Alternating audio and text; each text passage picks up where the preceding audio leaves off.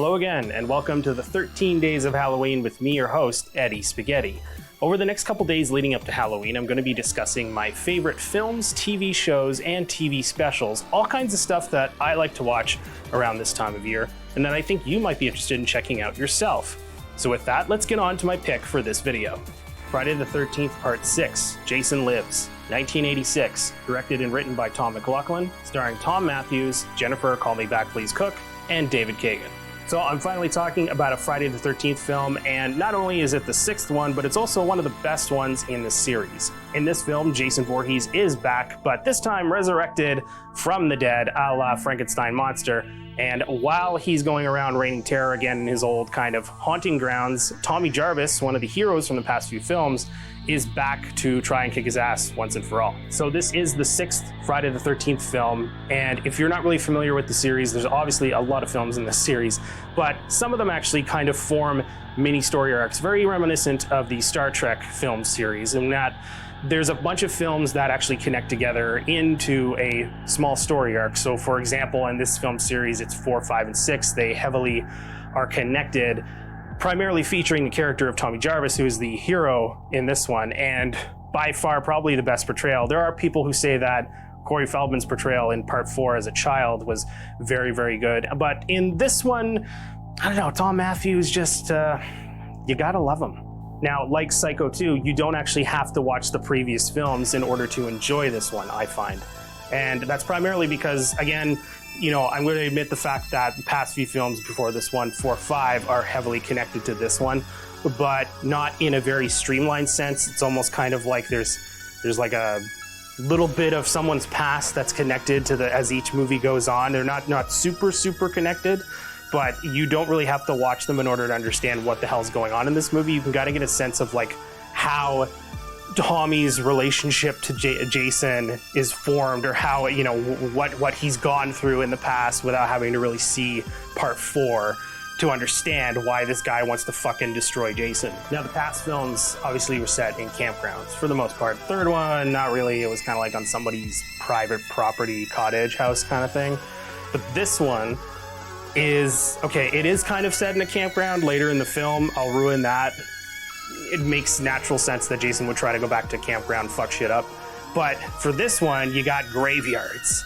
You got spooky graveyards and mausoleums and like, yeah, all that kind of imagery that doesn't, you know, if you approach this film and said, hey, we're gonna make this movie into like a whole spooky vibe kind of deal, it's not really just gonna be about like who's lurking in the woods in the campground kind of shit. This one's more about like, there's this unstoppable monster and he's roaming the countryside or roaming the woods kind of deal, and graveyards and stuff like that, and we have to stop him. It sounds a million times more interesting than someone walking around a campsite with a knife in their hand. So if you're gonna watch one Friday film and you've never seen any of them before, watch this one, okay? This one is a lot of fun. Not too silly though, and it might come off silly at first, mainly because of the fact that one of the first shots you see is a spoof of the James Bond gun barrel motion in the intro. It sounds very strange, but it kind of sets the tone for the rest of the movie a little bit. Now, there are elements of this film where it does get kind of dark, obviously. I mean, it's a man going around, well, not really a man, it's a zombie going around and killing people. But there are a lot of fun little parts to it, and it's a welcomed change to the franchise for sure. Part 6 is a wonderful example of how to breathe new life into an aging franchise. Now, at the point of Part 5, which, I don't know if I have to spoil it or not. I don't think I will. But what I'll say about Part 5 is that it has its fans, but not very many. And those fans want to kill me right now. Legit, Part 5 is not a terrible film, okay? Like, there's parts of it that I like too. But when we're going back to Part 6, obviously, we're talking about Part 6. This is a great example of how to breathe new life into that franchise. That franchise at that point had kind of lost its run.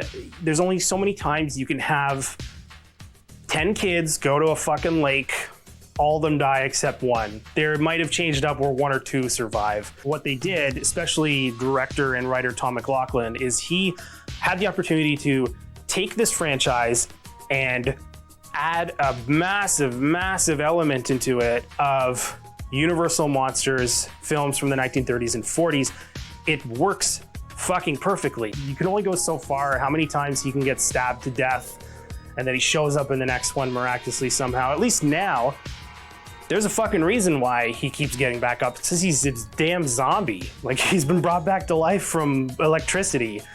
He's the Frankenstein monster, but he has a hockey mask on. That's a brilliant idea to me. I think it's the best in the series. And there are a lot of people out there who think the same. There are some who think it's one of the best in the series. Just, it's not the best. But I think it is the best. I think it's one of the most interesting ways that they've showcased Jason as a character. I'm a huge fan of Universal Monster movies, so this film especially appeals to me.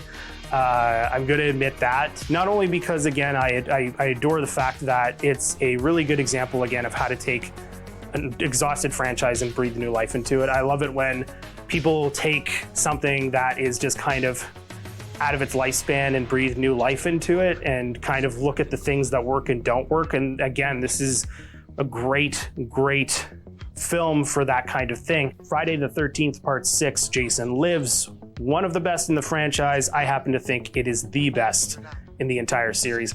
Here's again a film that came in at a point when this series was just kind of running out of gas. It breathed new life into it, not only the character, but the franchise itself.